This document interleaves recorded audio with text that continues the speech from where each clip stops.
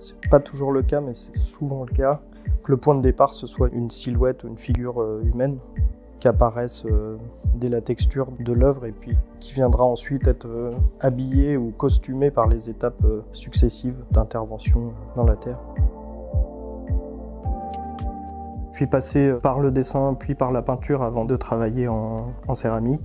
C'est une technique qui pourrait être un peu à mi-chemin entre la marqueterie, la mosaïque et la peinture.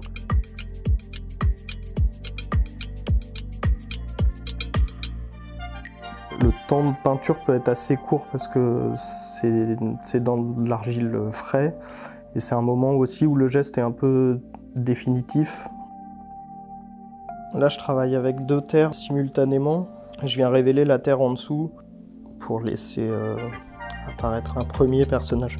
C'est des dessins qui existent dans mon carnet et qui reviennent en fonction de ce que la matière me suggère. Enfin, ça m'arrive de même dessiner presque dans l'urgence après avoir modelé la terre pour pas hésiter trop longtemps sur le dessin. Mais ça m'arrive souvent aussi de superposer plusieurs dessins.